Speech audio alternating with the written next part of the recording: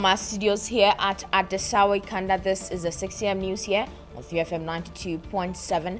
Coming up this morning, industry impresses on government to find lasting solutions to the unstable power supply because the alternative sources of power comes costly to the business growth. The cost of these alternative sources of power are high, and normally because it requires that you have to put down a large sum of money at a go in order to set up some of these alternative sources like solar, and lots of our members are unable to cough up the money to set up this. Also this morning, Teacher Trainee Association of Ghana demands urgent government action as presidency acknowledges petition on unpaid teachers. And much later, retired security officials Dr. Nyaho Tamaklo and Brigadier General Nunu Mensah urge government to intensify coordinated crackdown on illegal mining or face severe national consequences. We are wiping the problem up. We are not dealing with it. When people are threatening your life, we are all at risk. We are at the point of being killed. Declare martial law, suspend the laws of the country, and give them special power to deal with the problem. It will be dealt with. Details of our headlines and other stories. Please stay with us.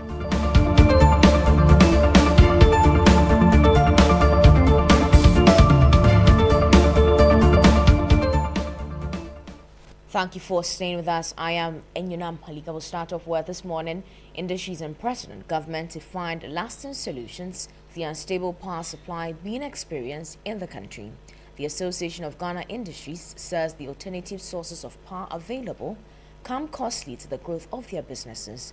Let's take a listen to the Greater Accra chairman of the Association of Ghana Industries, Chonam Akpelu.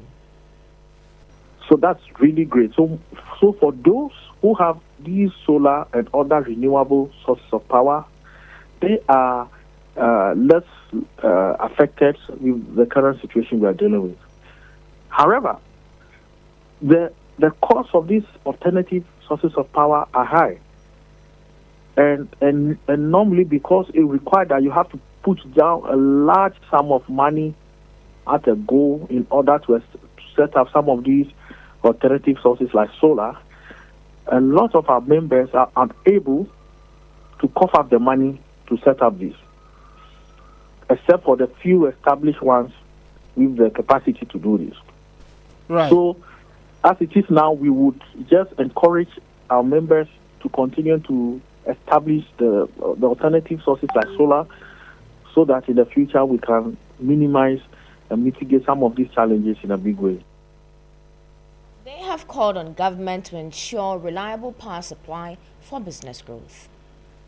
We would like to encourage government to, as a matter of necessity, come out with a plan that helps AGI to be at least try to mitigate the risks. Because you see, if I know that I will have light tomorrow from 6 a.m. to 6 p.m. in my factory, it's easier for me to plan and decide who should come to the factory or not. So we are saying that in the immediate terms, we need daily, by the hour, and or at least weekly plans, quickly. So that will help us to mitigate. All the work we do in industry rely heavily on planning. So we need that to plan. Now, still on the energy, the minority in Parliament says the energy minister must face scrutiny just like Gridco Chief Executive Officer, indicating that Dr. John Jinapur's policy direction and government's neglect of the energy sector recovery program have caused recent power outages. The deputy ranking on Energy Committee is demanding payment of some $500 million owed to independent power producers and a comprehensive briefing on plans to resolve the crisis. However, the data available to us is that government owes IPPs over $500 million and over $200 million to companies that supplied fuel for power generation. We call on the government to come clear on the financial situation in the sector, particularly after the imposition of the Dumso levy. The suspension of officials must not serve as a press release substitute for a genuine reckoning with the policy failures that has brought Ghana's energy sector to its knees. If any official is to face scrutiny, let that same scrutiny fall on the energy minister and on this president. Meanwhile, the Ministry of Energy has announced the restoration of 3 generation units following the fire outbreak at Great Coast Substation at Akosombo, saying the development is already seeing improved electricity supply. The fire, which damaged the substation's control room, significantly disrupted power transmission and affected the evacuation of electricity across parts of the country. Spokesperson and head of communication at the Ministry of Energy and Green Transition, Richmond Roxon, says government has stayed on call to solve the challenges in the sector. This government has been as transparent as it can be. It's a government that will only put out facts and not fiction or false information. We'll be clear on what the data on our generation capacity is. We know what our installed capacity is. We know what our dependable capacity is. As we speak, it is information that everybody can track. We don't have any issue with generation. Any purported research that says that there's a deficit in generation is false. It is a very misleading report. And it's important that we all take time to understand what the supply and what the dispatch position is and what goes into determining or what goes into dispatching power plant. And so it is not the case that the reason is not the challenges we have in the distribution center. That is the reason. Our generation is fine, our transmission is fine, but we are dealing with the challenges that we have with distribution. And Spokesperson and head of communication at the Ministry of Energy and Green Transition, Richmond Roxon, there. Now, away from that, the Teacher Trainee Association of Ghana says it is expecting urgent action from government following confirmation that its petition has reached the highest office of the land. The association submitted a petition over the unemployment of trained teachers and has acknowledged by the Office of the President. A letter dated April 21, 2026, the presidency indicated that concerns raised have been forwarded to the Ministry of Education for what it describes as pragmatic action. While the association welcomes the development, it insists the situation on the ground remains critical. Thousands of trained teachers across the country, they say, continue to face prolonged unemployment with delays worsening financial hardship and uncertainty. It has scheduled high-level engagement with the President and the Minister for Education, where it plans to demand clear timelines and concrete action on the postings. Now to some other stories now, as retired security officials, Captain Retired Dr. Nyaho Tamaklo and Brigadier General Joseph Nunu Mensah are calling on the government to intensify the crackdown on illegal mining. Speaking at a town hall meeting to reflect their past for the future, they explained that without a coordinated and forceful approach, the long-term cost of illegal mining to the country could be severe. Speaking at a town hall meeting, a former Chief of Defense Staff of the Ghana Armed Forces, Brigadier Joseph Nunu Mensah, and statesman Dr. Nyaho Tamaklo both called for a coordinated and forceful approach in dealing with the menace of illegal mining. We are not dealing with the problem. We are tinkering with the problem. We are wiping the problem up. We are not dealing with it. When people are threatening your life, your livelihood, we are all at risk. We are at the point of being killed. Declare martial law. Suspend the laws of the country and give them special power to deal with the problem. It will be dealt with. We're not doing that. The way I see what is happening, we have people in the various reserve forests with equipments that will not be easy to control, and they are destroying our natural resources. The two former military officers also pushed for strategic leadership at the Defense Ministry to strengthen the national response. So the military, they respect maturity and rank. So you don't send a young man to go there as a defense minister. In fact, it has never happened in our history. Right from Nkrumah's time, those who have been defense ministers are matured people. When I say matured, somebody 40 plus, 50 going. They are mature people because they will not take decisions just roughly like that. You have to be careful with that ministry. Whether you have a defense minister or you can run the government, you can do it. I know you can do it. One general, one of the American chief of staff, then when the Riga was shot, one of these American generals, who was the head of White House chief of staff, they asked who was in charge. I'm in charge. He took over power. Don't sit down and do nothing. And finally, before we go, the Ministry of Local Government has issued a 1-week ultimatum to the Metropolitan, Municipal and District Chief Executive across the Greater Accra region to remove all unauthorized billboards. The directive forms part of renewed efforts to restore order, improve safety, and enhance the city's visual appeal.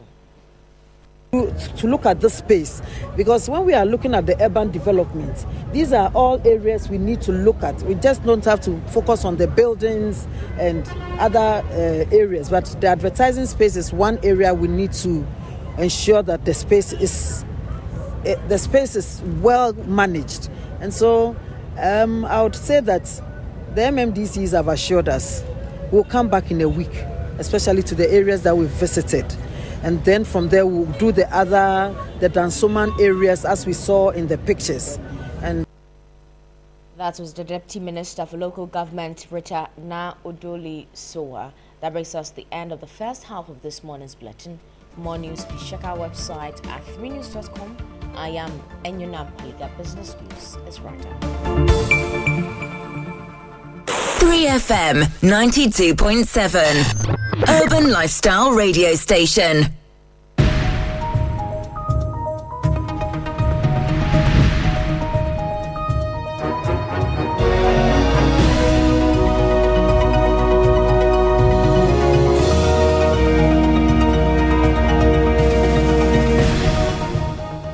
Coming up this morning in the business news, consumers get relief at local pumps as fuel prices dip for May amid the new pricing floors by National Petroleum Authority. Also, the city records mild depreciation amid lower volatility as imports demand pressures persist and IMF outlook offers near-term support. And much later, the Ghana Revenue Authority takes tax education to Kaswa SME doorsteps as the authority moves for enforcement to engagement. Oftentimes we realize that it is only those in the formal sector who are paying tax, but those in the informal sector, it is difficult for them to honor their tax obligations, especially Kaswa here. We'll bring you details of our headlines and other stories. Please stay with us.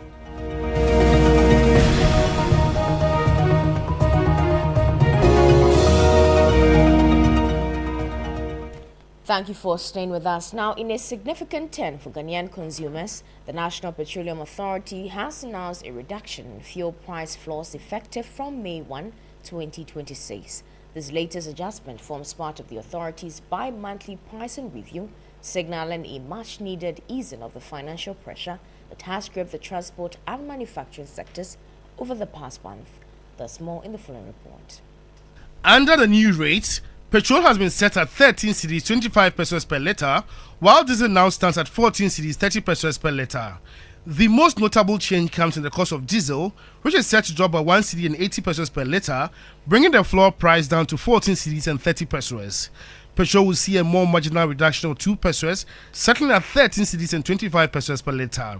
The shift reflects a cooling in global crude prices and a stabilization of the cedi after a volatile period in the early April, when geopolitical tensions in the Middle East pushed Brent crude above the $100 mark.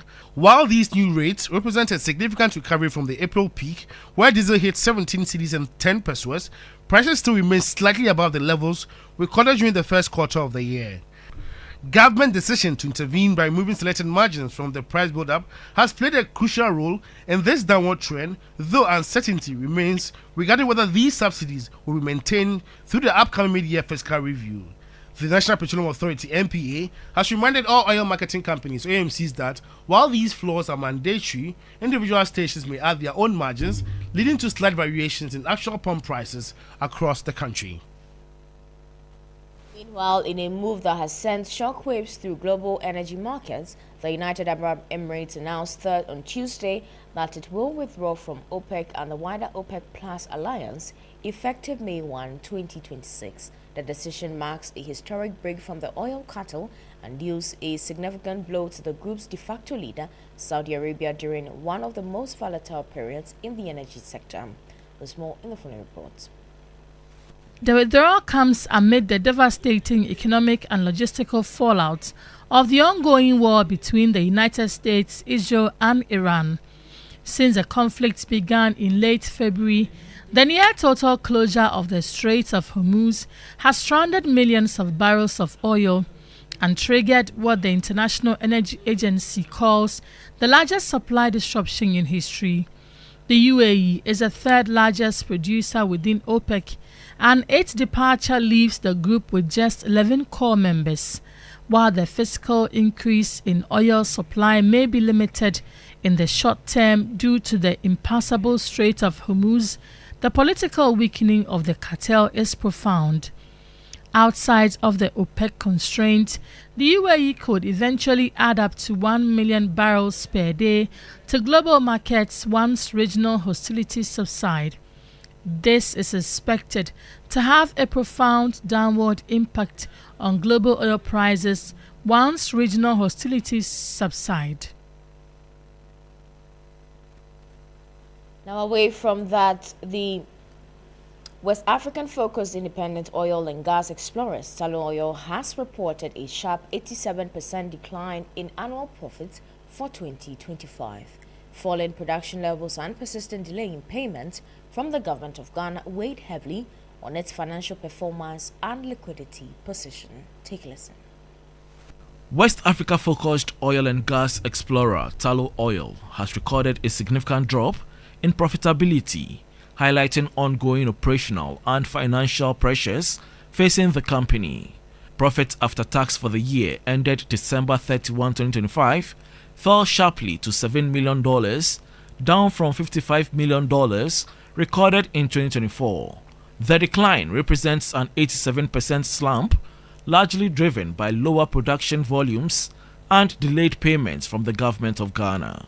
The company's production averaged 40.4 thousand barrels of oil equivalent per day in 2025, compared to 51.5 thousand barrels per day the previous year. However, output showed some improvement in the first quarter of 2026, averaging 43.4 thousand barrels per day. Tullow Oil says it now expects full-year production to come in at the higher end of its earlier guidance of between 34 and 42,000 barrels of oil equivalent per day, including approximately 6,000 barrels per day of gas. The London-listed firm has also initiated a capital restructuring program alongside the sale of non-core assets as part of efforts to stabilize its operations across West Africa and improve cash flow amid mounting debt pressures. Away from that, the Ghana Revenue Authority has intensified its calls for citizens to fulfill the primary civil obligation of formal tax registration, filing and paying of taxes. The Ghana Revenue Authority, through its Kaswa Taxpayer Service Center, has visited taxpayers with a sustained tax education drive, specifically targeting small and medium-sized enterprises at Kaswa. The initiative aims to demystify tax compliance and bring the tax office closer to the local business community. Kaswa is one of the fastest growing commercial hubs in the Central region. Head of Kaswa Taxpayer Service Center, Lieje Boafo, indicated the GRA is focusing on equipping business owners with essential knowledge on the simplified tax filing processes and the benefits of formalization. Oftentimes we realize that it is only those in the formal sector who are paying tax, but those in the informal sector, it is difficult for them to honor their tax obligations, especially Kaswa here. Most of the activities are informal.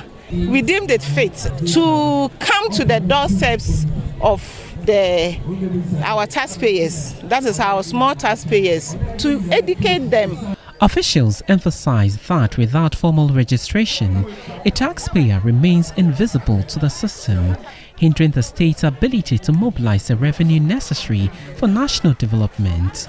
To address this, Deputy Aide at the Kaswa Taxpayer Service Center, Kwame Damoasi noted the GRA has significantly demodernized its collection process, transitioning toward digital platforms that make registration and compliance more accessible than ever before. Now we have machines. We are in Ministry, an option which allow us to register our taxpayers so that they will be in our records, and then we monitor them to see how much their business are being fed, whether they are paying, whether they are non-compliant, and those things. Leader of pepper sellers at the Kaswa market, Lydia Kokobafo, shared her thoughts. We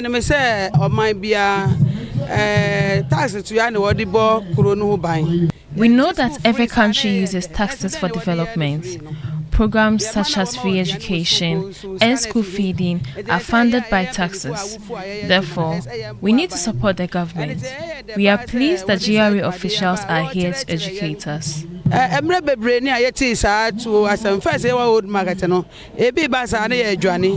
By fostering an environment of transparency and support, the GRA hopes to bridge the gap between the tax administrator and the formal sector, ultimately strengthening the revenue base of the country.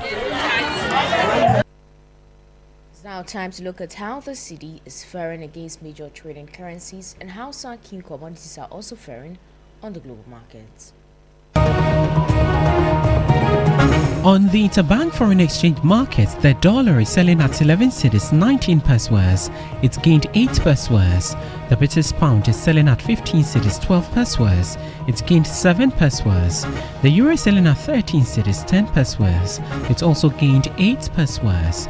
However, be guided that these figures could be higher at the Forex Bureau near you. On the global commodities markets, Brent crude is trading at $111.28 per barrel.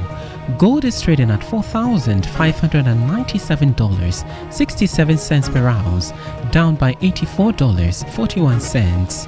Cocoa is trading at $3,380 per ton, up by $84.